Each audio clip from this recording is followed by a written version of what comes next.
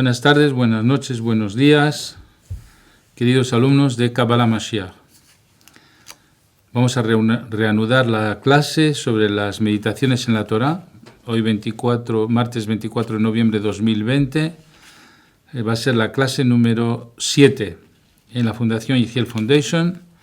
Y recuerdo que es una clase de Kabbalah y al final de la clase de Kabbalah pues haremos una meditación.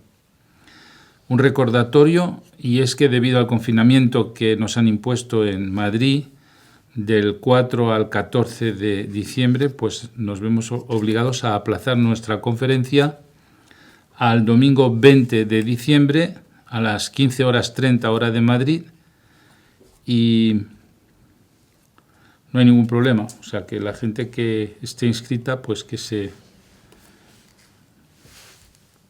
apunte, que será el día domingo 20 por la tarde. Muy bien. ¿Y el Shabbat de antes?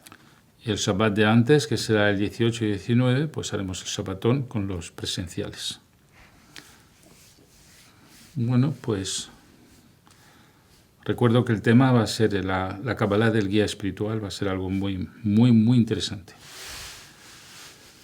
Todavía hay alguna plaza, por si se quiere inscribir a alguien, pues le vamos a recibir.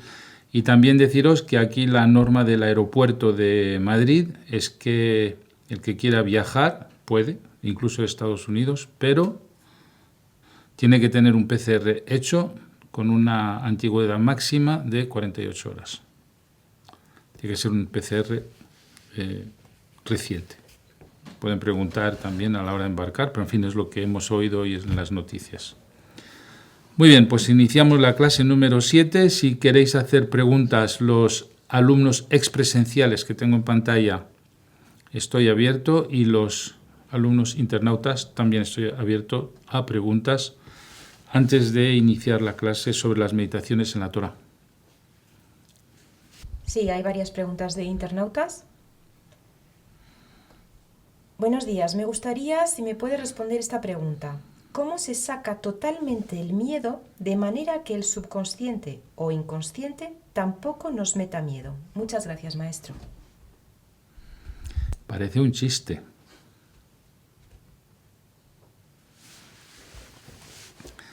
De que la persona valiente no es la que no tiene miedo. La persona valiente es la que tiene miedo y vence el miedo. Entonces, primero hay que saber que el miedo es una falta de confianza en Akadosh Baruj Hu. Mira, lo que sustituye a Akadosh Baruj Hu para un niño pequeño, que tenga 2 años, o 1 año, o 3 años, pues es su papá y su mamá. Pues un niño pequeño, si tiene miedo porque ha tenido una pesadilla o cualquier cosa, ¿qué hace? Pues se va corriendo a la habitación de papá y mamá y ahí ya no tiene miedo. Pues tuvo miedo, pero sabe que está papá y mamá. Bueno, pues de mayor, pues ya no tienes papá y mamá para irse a su habitación, pero tienes papá es la Torá, mamá es el Shabbat. Y ambos es Akadosh Baruj Hu.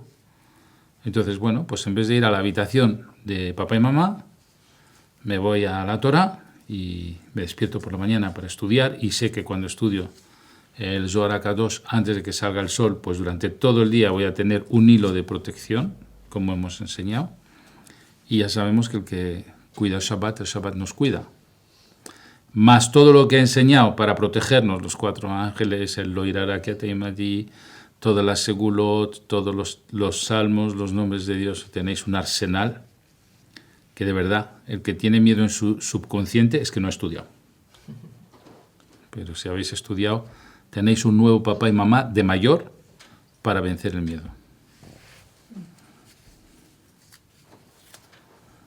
Bien. Otra pregunta de internauta es una pregunta sobre Uriel y Nuriel. Buenos días, maestro Gozlan y equipo de Kabbalah Mashiach. Tengo entendido que la palabra Magen está compuesta de las iniciales de Mijael, Gabriel y Nuriel. Color celeste a la derecha, verde oscuro a la izquierda y dorado delante. También entiendo que en la declaración para colocar los 4 ángeles en nuestros 4 puntos cardinales se menciona a Mijael a la derecha, Gabriel a la izquierda, Uriel delante y Rafael detrás. ¿Por qué en una de ellas se menciona a Nuriel con N, con Nun, y en la otra declaración se menciona a Uriel? Muchas gracias por su respuesta. Es buena pregunta. La palabra Nuriel viene de la palabra ner, que es vela.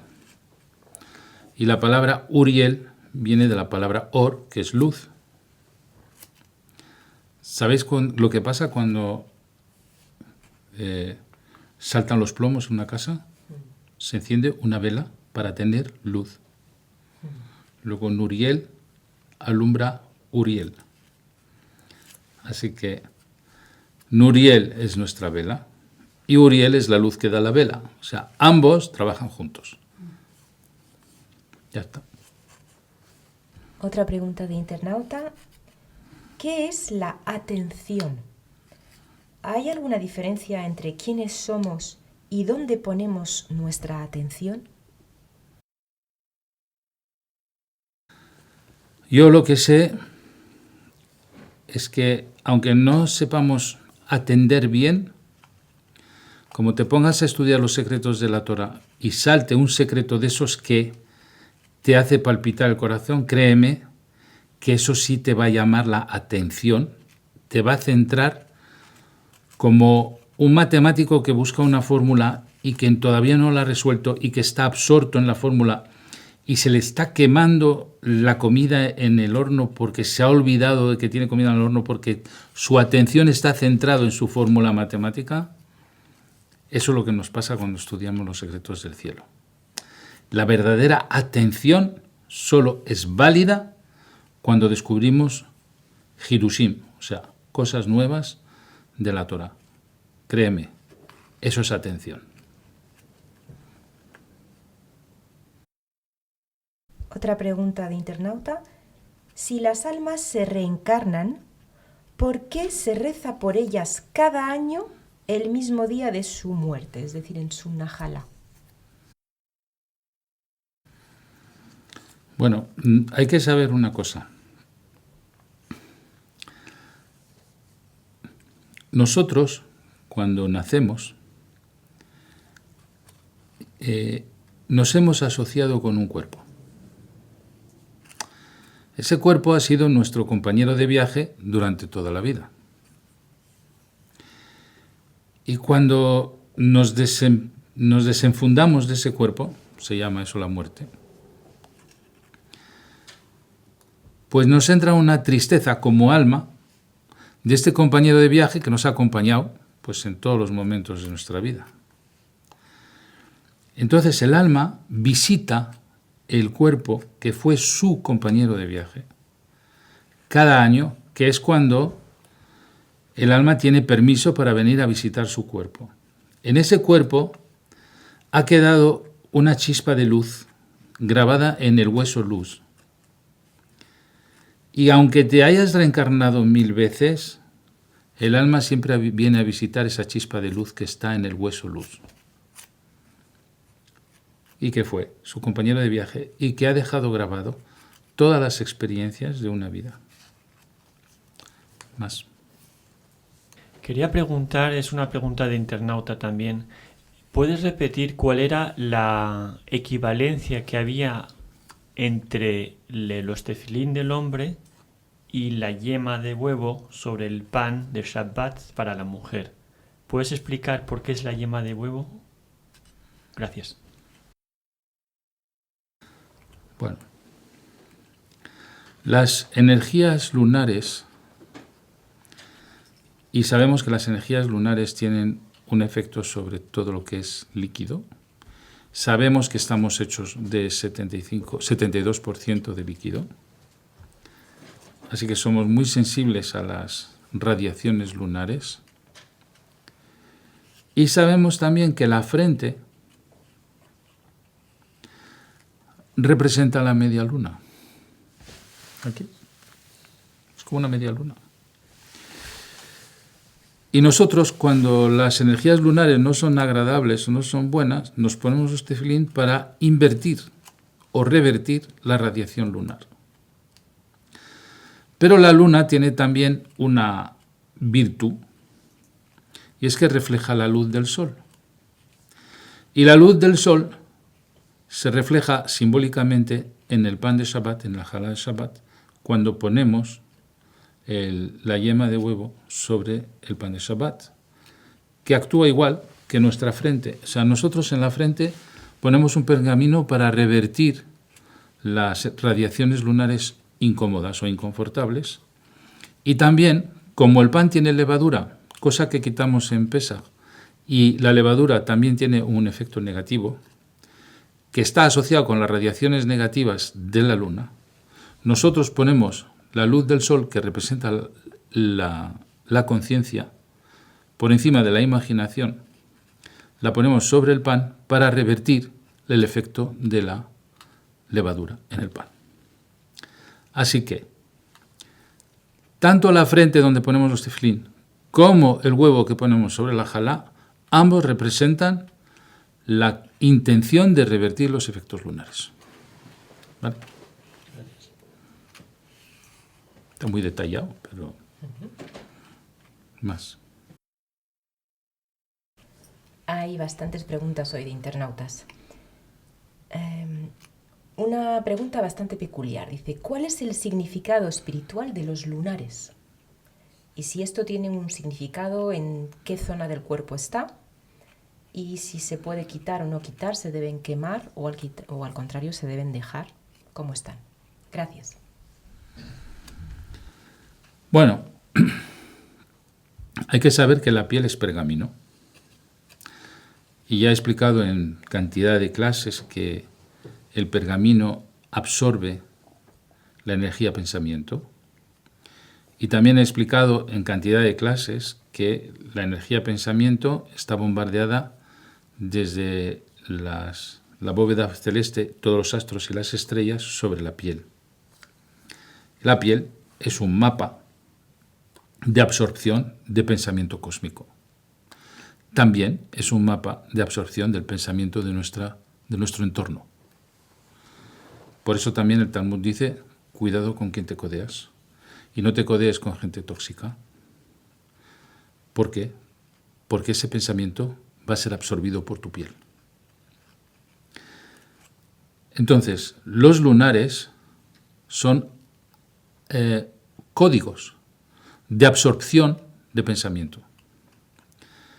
A veces son códigos de absorción de pensamiento negativo que viene de vidas anteriores y que tienen un lenguaje en cuanto a lo que hay que corregir de vidas anteriores sobre esta vida. Ahora, quitarlo o no es asunto de dermatólogo.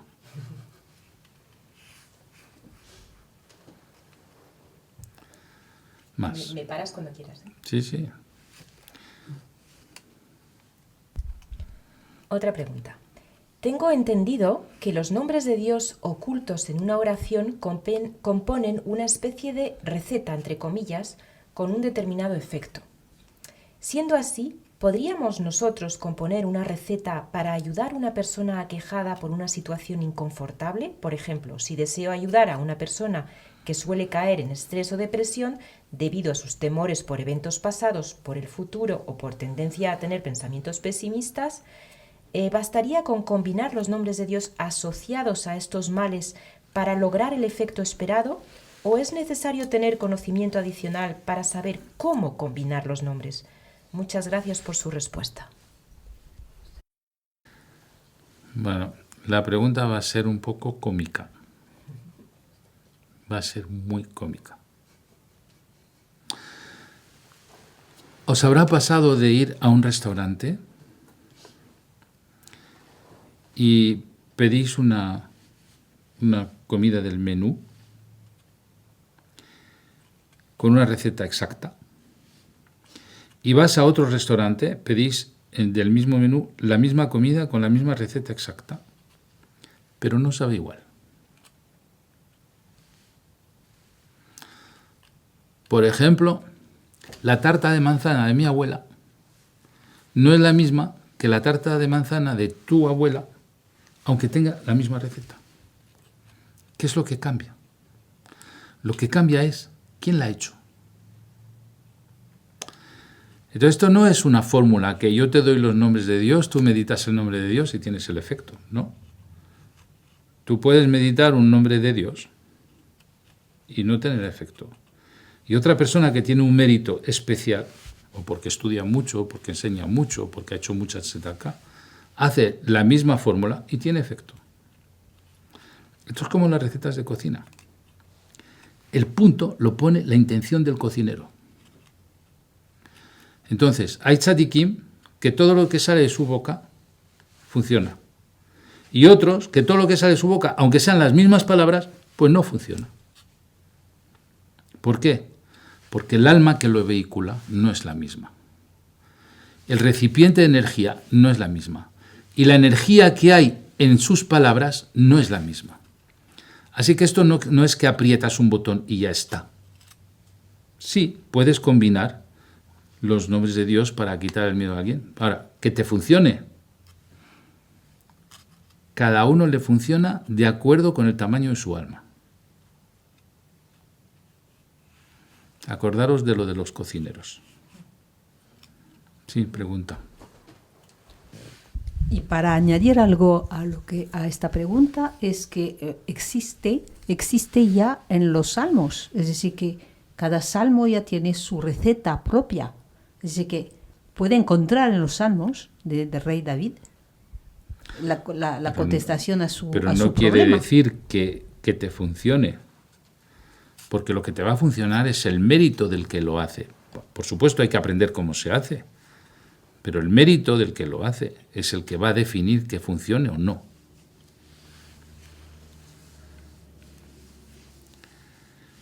A Abraham Avinu le funcionó todo lo que hacía después de pasar 10 pruebas.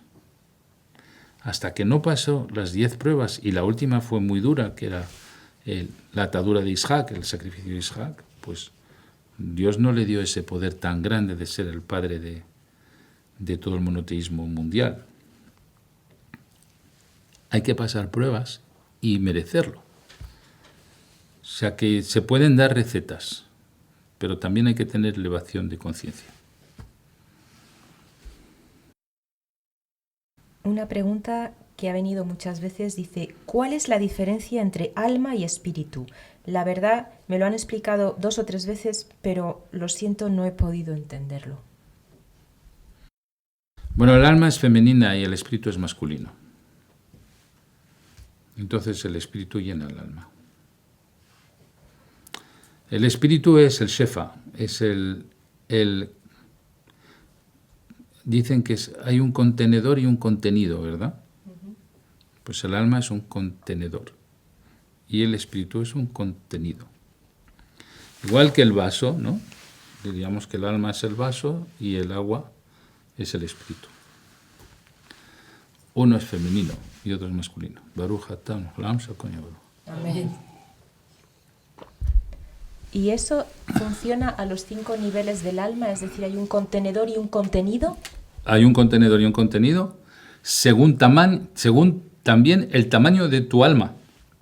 Está el tamaño del nefesh, el tamaño del ruach, el tamaño de la neshama, el tamaño del shoresh neshama, el tamaño del hayá, el tamaño del yehida. Y no todo el mundo tiene el mismo tamaño. De modo, también hay vasos pequeñitos, hay copas, hay tacitas, hay copas grandes. Contenedores grandes, contenedores pequeñitos. Ahora, lo que va a definir cuánto espíritu hay dentro es el tamaño del contenedor.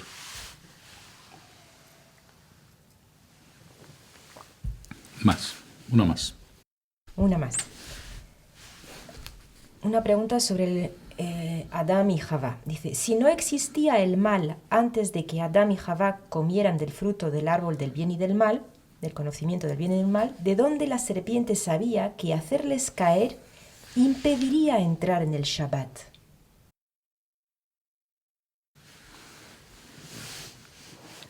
Bueno, la pregunta tiene un mal, es decir, una mala interpretación. El mal existía, Pero es que el mal tiene una chispa de santidad. ¿Por qué?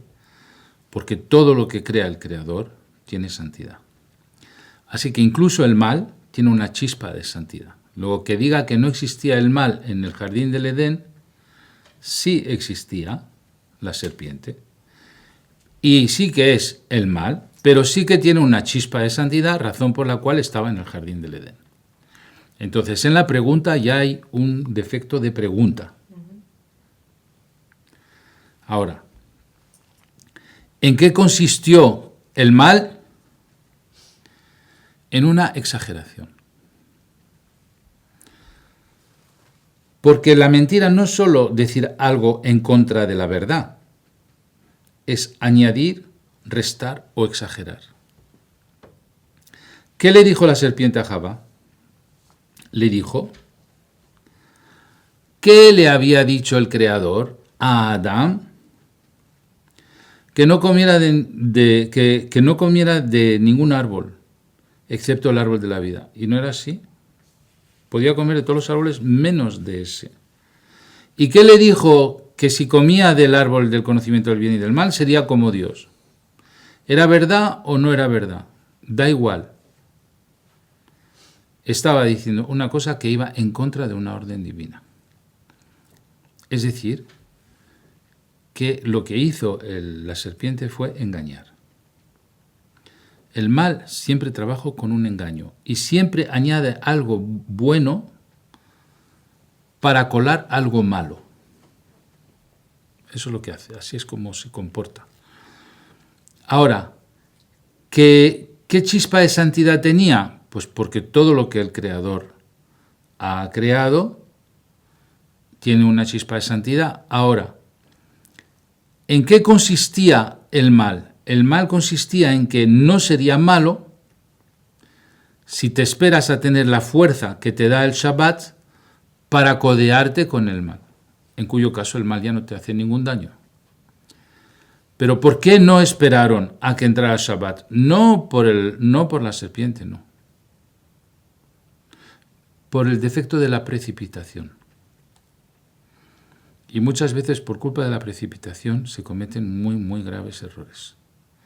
Hubieron 2 precipitaciones en la historia de la Torá. La primera, que no esperaron 3 horas para la entrada de Shabbat para comer del árbol del conocimiento del bien y del mal. Y la segunda, porque faltaban 6 horas para que bajara Moshe Rabbeinu con la Torá y no esperaron, hicieron el becerro de oro. Entonces ahí ha habido 2 efectos de precipitación. Así que hay que a veces tener un poco de temple. Y yo creo que en todo hay que tener un poco de temple y no precipitarse, porque la precipitación es la madre de todos los errores. Y mucha gente triunfa cuando en vez de precipitarse, persevera. No hay ningún ingrediente de éxito tan grande como la perseverancia. Y no hay ningún ingrediente de defecto tan grande, no de defecto, de fracaso, perdón. Lo contrario del éxito es el fracaso. No hay ningún ingrediente de fracaso tan grande como la precipitación y no hay ningún ingrediente de éxito tan grande como la perseverancia, que es lo contrario de la precipitación. Y mucha gente se precipita en un divorcio, en una venganza, en tratar a una persona mal, se precipita.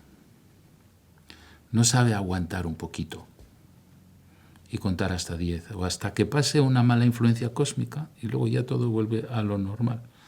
La precipitación es muy grave. Sí, en cuanto a Adán y Java, también la serpiente añadió que no se podía tocar el fruto cuando no era una orden divina. Entonces, de ahí también, cuando añades algo a una ley de Dios o una ley de la Torá, puede ser malo, ¿verdad? Añadir o restar es un engaño. Y luego hay otra cosa, hubo otro engaño. ¿Con quién habló la serpiente? Con Java. ¿Pero quién recibió la orden? Adán. Adán. Entonces, Javá no escuchó la orden directamente de Dios. Era más fácil manipularla que el que recibió directamente la orden de Dios. Bueno, entonces hay que ver cómo todo cae, no ya por culpa de la serpiente, por culpa de la precipitación y también por culpa de no obedecer una orden divina. Cuando Dios da una orden, no busques a entender nada, ni tampoco te rebeles, cúmplela. Punto. Bien, vamos a arrancar la clase. Repito que la Torá es un manual también de meditaciones. En Samuel 23, versículo 2, dice: el Ruach de Dios habla en mí y su palabra en mi lengua. Fijaros, Dios puede hablar en tu boca. Luego no eres tú el que está hablando, es Él el que está hablando. Eso se llama un habla automática. Y también existe la escritura automática. Hay gente que tiene un trance, empieza a escribir de manera automática y luego tiene que leer lo que ha escrito. Y hay gente que habla de manera automática, como le sucedieron pues como al Arizal, por ejemplo. Dios podía hablar en su boca. Tanto es así que el Arizal, Rabbi Ishaq Luria, de feliz memoria, se le llamó Elohí. Elohí quiere decir mi Dios. ¿Cuándo a un hombre se le llama mi Dios? Un hombre no puede ser Dios. Pero a lo que se le llamaba mi Dios era lo que salía de su boca porque Dios estaba usando su boca. Existe un tipo de profecía en donde la luz de una dimensión divina entra en contacto con el alma intelectual, capaz de llevar a nuestra dimensión terrenal, de manera comprensible, los mensajes del Creador. Así que hay una dimensión divina y una dimensión terrenal. Son dos dimensiones. Dios no te habla en la dimensión terrenal, te habla en la dimensión divina. Para eso hace falta que tu recipiente, que es el alma intelectual, lo reciba de la dimensión divina y luego lo pase a la dimensión terrenal para hacer comprensible algo que te vino en un lenguaje divino. Y lo que te viene en un lenguaje divino no es igual que lo que comprendemos aquí en la tierra. Cuando Dios te habla en la dimensión divina, no te habla ni en español, ni en francés, ni en inglés, ni en hebreo. Te habla en una simbología, más o menos descifrables o no, más o menos comprensible o no. Y los profetas, el trabajo que tenían que hacer es una traducción de la simbología que recibía de su alma intelectual para pasarlo a su alma terrenal, a su nefesh, y poderlo hablar como un mensaje comprensible. El otro tipo de profecía es la que tenía Moshe Rabenu, Moisés, en donde cada mensaje le fue percibido con serenidad, porque su cuerpo mostraba una transparencia similar a la del alma. Entonces, cuando tu cuerpo ya tiene la misma energía que tu alma, inmediatamente sabes traducir un símbolo en palabras que la gente puede entender. Pero para eso, tu compañero de viaje, que es tu cuerpo, tiene que ser casi translúcido. El alma del profeta es como un árbol invertido, en donde sus raíces están plantadas en el cielo y las ramas, hojas y fruto aparecen en nuestro mundo. Es decir, que el alma del profeta recibe la información en sus raíces y la vehicula hasta el fruto, que es lo que él va a contar.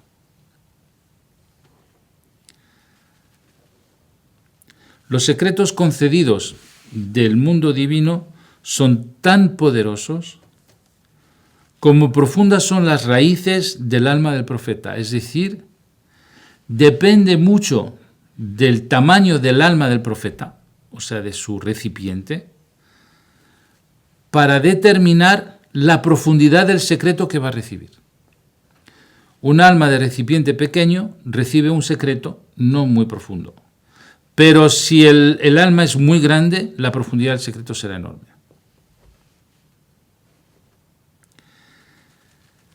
Aún así, el flujo profético ha de ser constante, purificado y descodificado, es decir, lo que llamamos nosotros profecía es un flujo continuo. El profeta no es que tenga un destello de luz ahora y luego no, y luego le vuelve otro destello de luz. No, el profeta está en un flujo continuo que no para. Y prácticamente todo lo que habla por su boca son cosas que trae de la raíz de su alma a este mundo.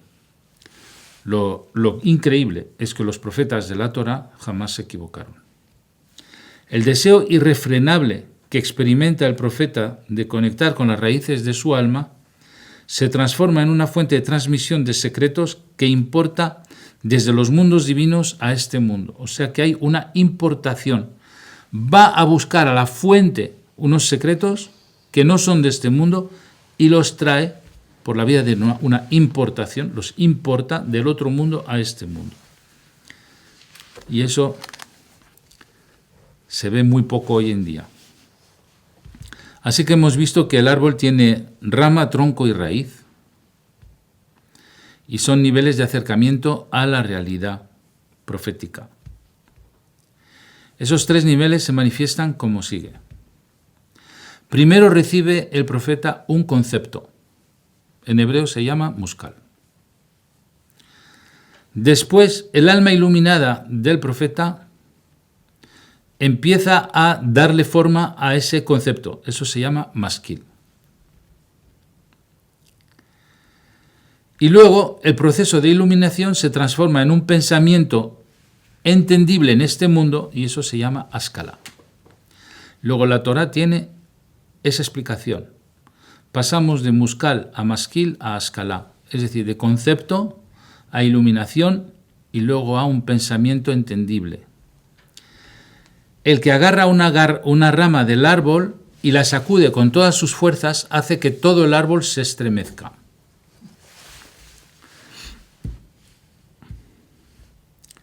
No podéis imaginar lo que me ha hecho pensar ese concepto.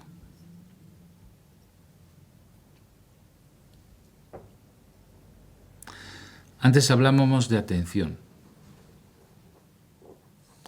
Pues ahora lo voy a repetir, porque sí quiero llamar la atención. El que agarra una rama del árbol y la sacude con todas sus fuerzas, hace que todo el árbol se estremezca. ¿Sabéis lo que quiere decir eso? Hablé que la profecía era un árbol invertido. Luego, la rama, ¿dónde está? En la tierra. La raíz, ¿dónde está? En el mundo divino. Y normalmente nosotros recibimos la información de la raíz a la rama. Pero ¿qué ocurre si agarro la rama y la sacudo? La raíz también se estremece. Y puedo cambiar la raíz. Así que no creáis que solo recibimos profecía. También podemos provocar profecía. Y una manera de ser profeta es provocar la profecía. Es decir, provocar el evento. La mejor manera de prever el futuro es sacudir la rama. ¿Cómo? Yo no voy a prever el futuro, voy a fabricar el futuro y luego lo voy a explicar. Si yo fabrico el futuro y luego lo explico, pues soy un profeta genial. Porque no he recibido nada, he provocado algo y eso se llama sacudir la rama. Lo mismo pasa con un concepto cabalístico. Cuando meditas con mucha concentración ese concepto, puedes llegar a la revelación profética. O sea, que de un concepto que te ha dado el profeta, si sacudes mucho ese concepto, te vuelves tu profeta. Así que esto es un ascensor de ida y vuelta a la profecía, ¿eh? Yo puedo recibir una profecía y decir, bueno, esto es lo que va a pasar en el futuro. O puedo sacudir la rama y me convierto yo en un profeta porque yo he fabricado el futuro. Y ahí viene otra historia. ¿Podemos fabricar el futuro? Pues claro que sí. ¿Y quién lo ha demostrado? La física cuántica. ¿Cómo? Con el observador. Sí. El observador. El observador puede incluso cambiar el pasado, pero también puede cambiar el futuro. Así como observas, cambia. Pero es en la época bíblica no se conocía las leyes de la física cuántica. Pues ya sabían que se podía sacudir la rama del árbol. Es un concepto importante.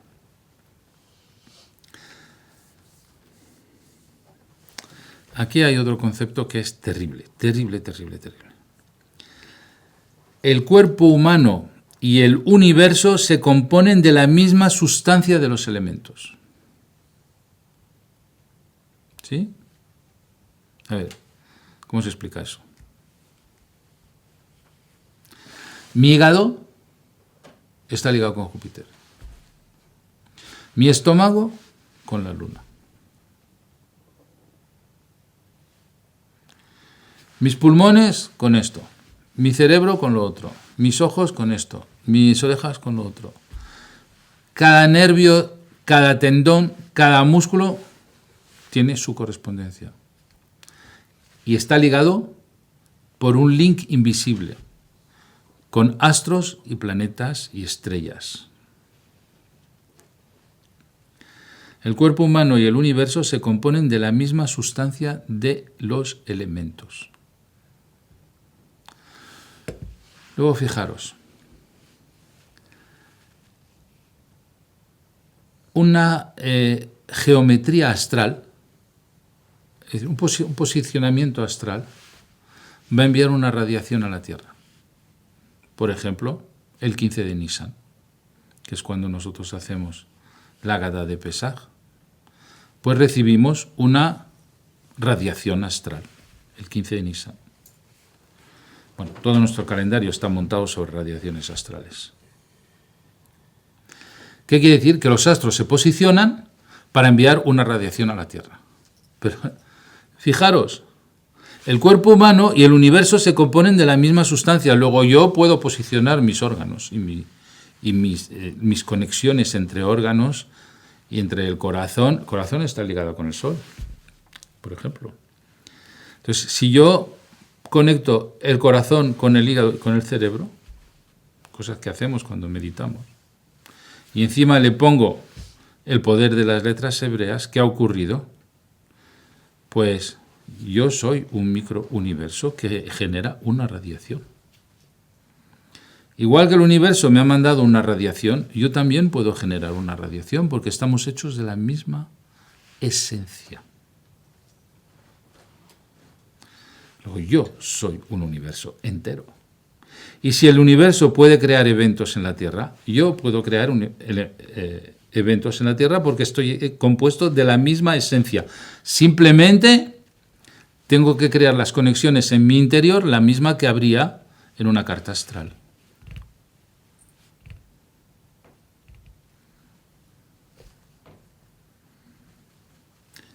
Porque los astros y las estrellas están hechas de cuerpo y alma, igual que nuestro ser está compuesto de cuerpo y alma. Cuando activamos nuestra alma por la ley de entrelazamiento cuántico, se activan instantáneamente las almas de los planetas y de las estrellas que envían a la Tierra flujos de bendiciones. Es decir, que así como yo me conecto en mi interior y hago pasar letras hebreas o nombres de Dios o Yihudim dentro de mí, como estoy entrelazado con planetas y estrellas porque estamos hechos de la misma esencia, automáticamente el universo va a responder con la radiación que yo quiero.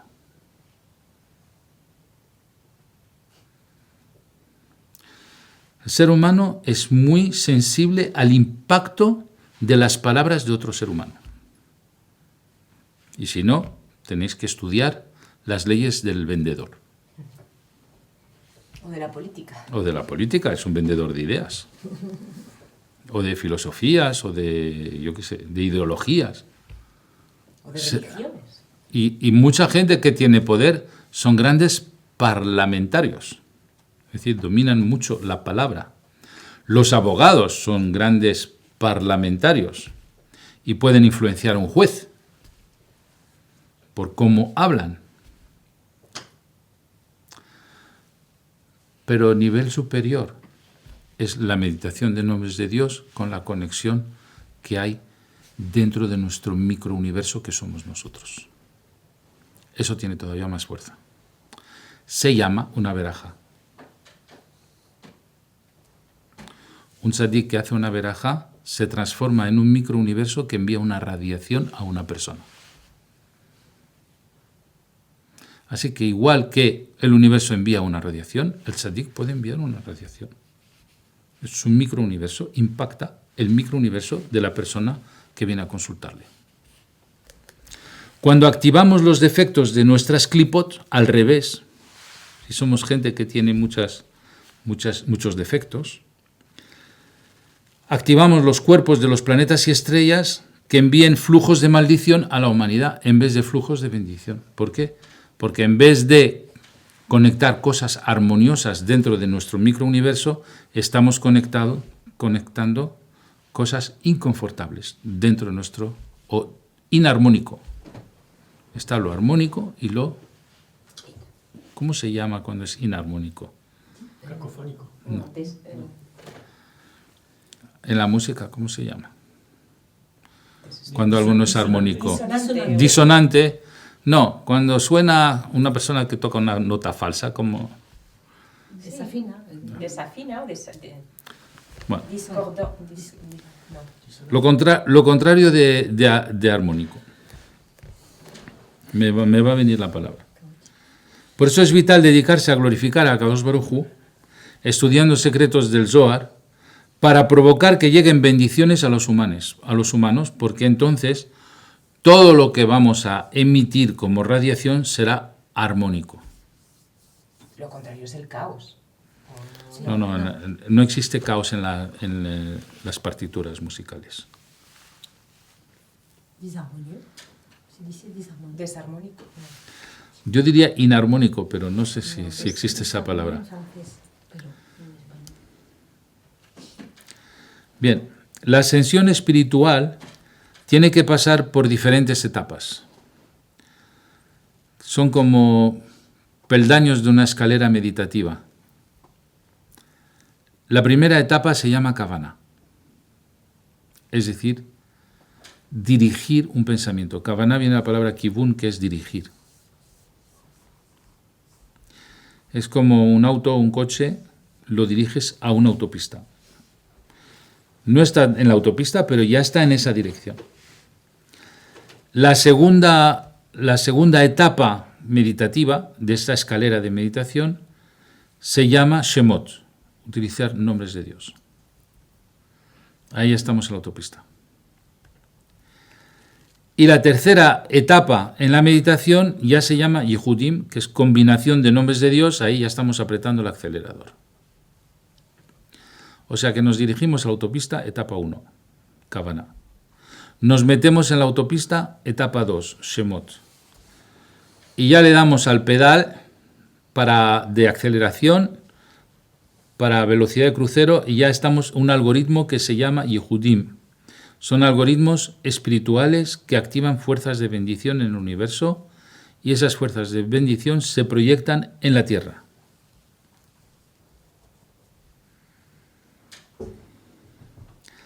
El maestro de Kabbalah y el profeta enseñan otra disciplina.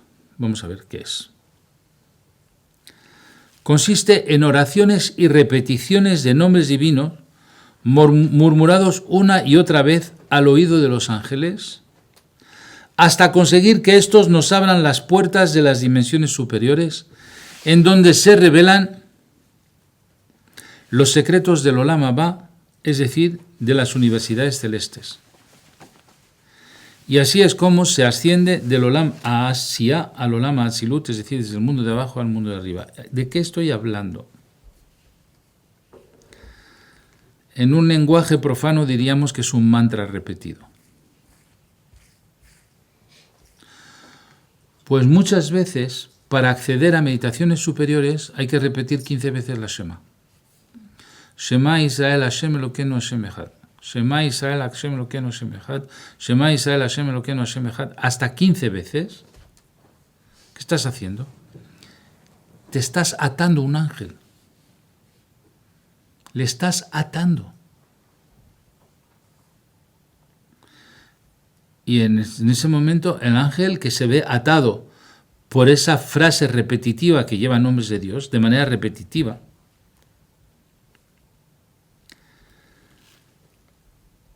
te dice, bueno, ya me has atado, ¿y ahora qué quieres? Y ahora le obligas a hacer un pacto. ¿Y cuál es el pacto que le obligas a hacer?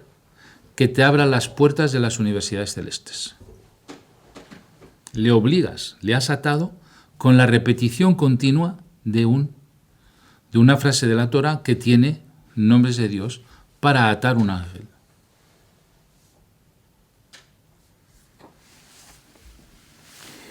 Bueno, me voy a parar aquí, porque esto es denso, ¿eh? Hazak Ubaruch.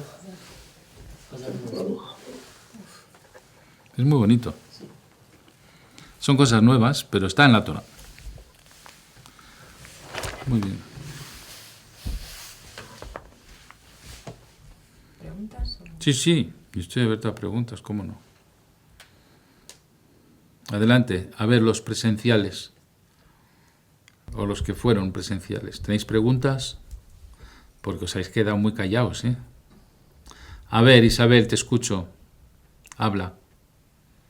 Hola, buenas tardes. Al hablar del profeta o de la profecía es algo que se mantiene durante todo el tiempo y que está bajando. ¿Qué es o qué significa cuando no es de forma continua, pero puede pasar en algunas ocasiones? No se llama profecía, se llama Ruach HaKodesh. Es decir, Ruach es un soplo divino que es esporádico. Un soplo divino esporádico. En lenguaje profano lo llaman Espíritu Santo, pero no es Espíritu Santo, es soplo divino esporádico, Ruach HaKodesh. Entonces, la forma de convertirlo en constante o de fabricarlo... No todo el mundo es profeta, ¿eh? O sea, gente que tenga Ruach HaKodesh puedes encontrar. Gente que tenga profecía es otra historia, porque ese está enchufado de manera continua y su boca no habla otra cosa que lo que trae del cielo. Yo he tenido un maestro así y es espeluznante. Entonces, solamente los profetas pueden jugar con las ramas, o sea, solamente pueden sacudir los profetas. No, ese no necesita mover la rama. Ese está recibiendo de manera continua, vamos, ni la toca la rama, solo está volcando lo que recibe del cielo. El que quiere mover la rama somos nosotros, a ver si cambiamos algo.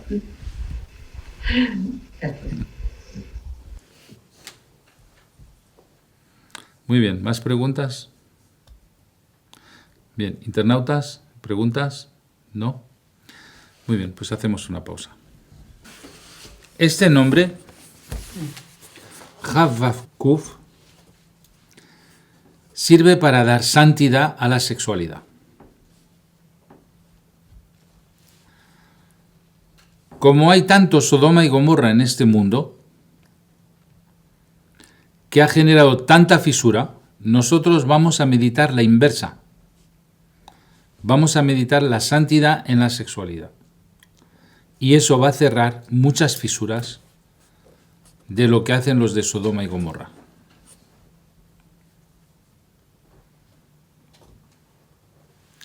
Así que nosotros siempre poniendo orden en el universo. Pobre universo. Bien, pies paralelos en el suelo, manos sobre las rodillas, palmas boca arriba. Cerramos los ojos, respiramos 3 veces profundamente.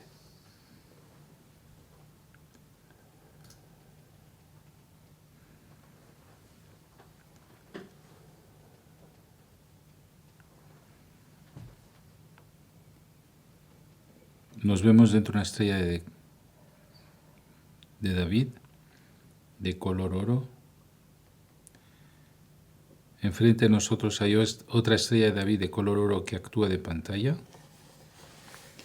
Y se nos presentan las letras siguientes. Primero la letra Jaf se ilumina. Luego la letra Vav se ilumina.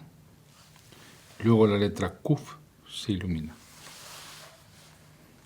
Es el nombre de la santidad de las relaciones sexuales. Viene a sellar las fisuras debido a la mala utilización del sexo en la raza humana.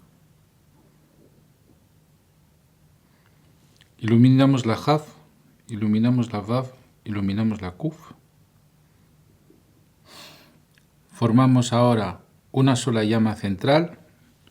La Jaf se une con la Vav, que se une con la Kuf, las llamas de la Jaf con la llama de la Vav con la llama de la Kuf, y forma una columna de luz que sale por el pico superior de la estrella de David que actúa de pantalla.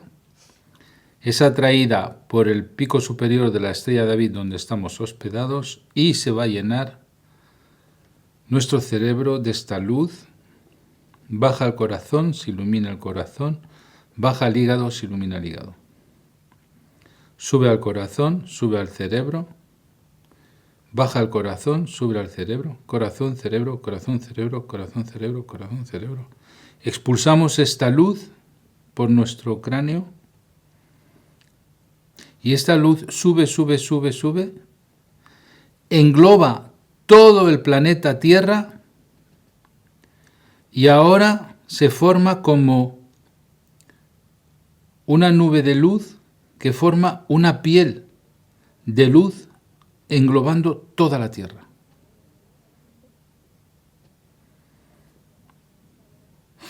Y todo ser humano queda iluminado por esa luz.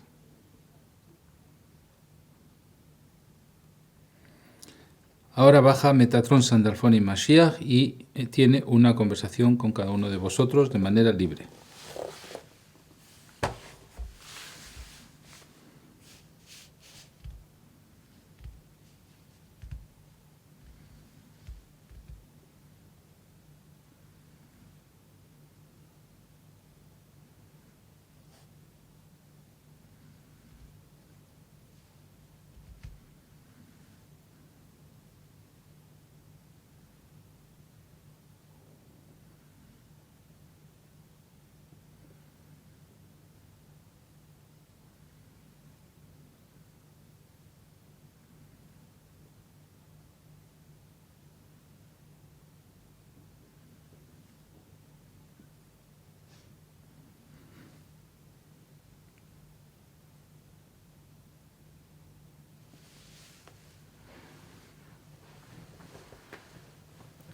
Ahora respiramos 3 veces profundamente.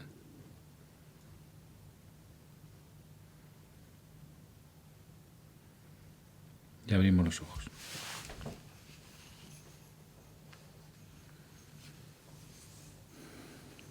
Muy bien, pues adelante. Lo único que me han dicho que tanto el problema sexual como el problema de la palabra teníamos que arreglar las dos cosas por las cuales nosotros pues somos creadores. Entonces, igual que hacemos esto para la sexualidad, tenemos que hacer lo mismo para la palabra. Para la palabra. A mí solamente me dijeron, me dieron un mensaje de que había que lo que se había puesto ese manto alrededor de la tierra se mantendría ahí como un escudo y para limpiar a raíz de, o sea, cada vez que ocurriese algún cortocircuito estaría ahí para limpiarlo. Pues yo he visto como Jaf y Vav hacían 26 y que era el nombre de Dios que entraba a través del ojo de la aguja que era la Kuf y que por ahí entraba e iluminaba. Es decir, que con un poquito de luz se quitaba mucha oscuridad y esto ha entrado en cada una de las personas. Era precioso. Muy bien, a ver, vosotros que estáis en pantalla, presenciales, ¿tenéis algo que contar? Sí, Isabel. Yo he visto que cuando enviábamos la luz se convertía alrededor de la Tierra, era como si lo que se hubiese generado es una protección, era como un embrión, la Tierra era como un embrión que estaba dentro de la placenta, por lo tanto estaba en el estado más puro. Y cuando comentaste que había que enviar la luz a cada uno de los hombres, cada hombre y cada mujer exactamente era lo mismo, estaban de la misma manera dentro de cada uno de ellos. Y luego, para terminar, cuando bajó Metatron, Sandalphon y Mashiach y volví a visualizar el globo terráqueo, vi que había varios anillos. O sea, no hemos estado solos trabajando en esta meditación, había mucha más gente trabajando con nosotros. Muy bien. Iván. Sí, lo que yo vi fue que la Tierra quedaba comprendida entre la Kuf, en medio de la Kuf, es decir, que formaba una Jaf y una Vav, representando la unión sexual, generando un nuevo estado de conciencia donde el cuerpo de las personas asimilaba que la finitud de ese cuerpo apenas era la conexión con el alma, para dejar la adoración y la idolatría del cuerpo. Uh-huh. ¿Ya? Vale, pues ahora voy a decir yo. Yo hablé con Metatron y me dijo, esta energía que habéis creado con esta meditación es la herramienta que yo necesitaba para poner orden en vuestro mundo.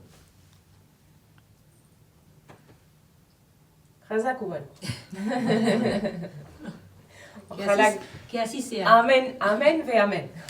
Muy bien, pues hasta pronto, nos vemos. Hasta luego. Adiós. Saludos.